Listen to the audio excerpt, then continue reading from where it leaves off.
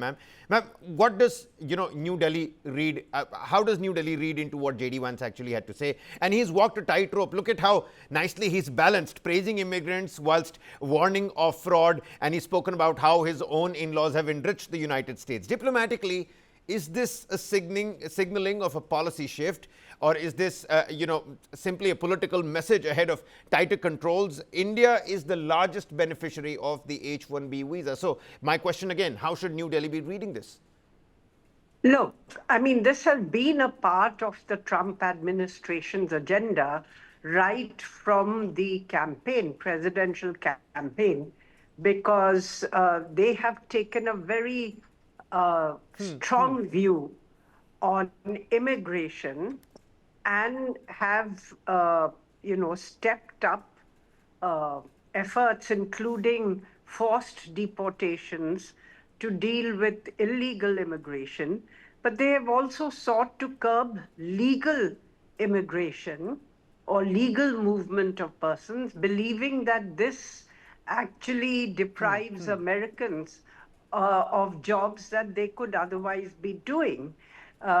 So this is a strongly held belief in the Trump administration. They have already increased the fee for an H-1B visa to $100,000. They have also changed the lottery system for selecting H-1B visa holders, for the persons to whom they will issue it, focusing more on talent and higher education and also higher wages.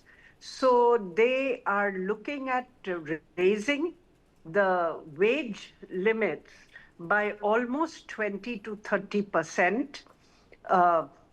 Scrutiny of H-1B visas has become much tougher. So overall, it is a restrictive program, but I don't think that we can take objection to what Vice President Vance is saying, that those Indian origin persons who are American nationals, their first loyalty is to America because they are American citizens. But That's absolutely right, ma'am. I don't disagree with you at all. But I'm just trying to understand what's wrong with being favorable to your own roots whilst being, causing no harm to your American loyalties. Is that not possible? You've got to be favorable to your own roots.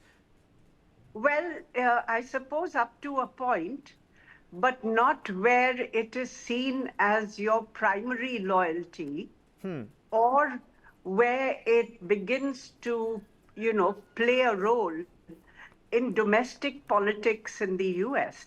So, India was a non-partisan issue between Democrats and Republicans for a long time.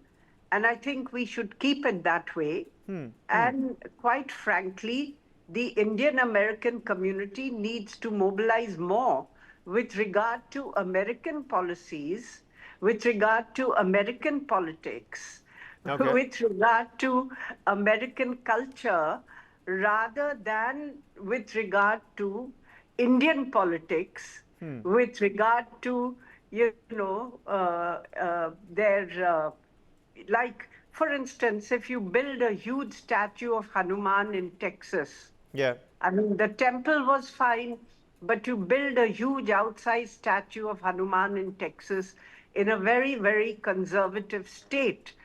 Now, that leads to opposition from Christian conservatives within the state. So I think you have to be conscious that you operate within the comfort level of American society and polity. It is the third largest statue in the United States.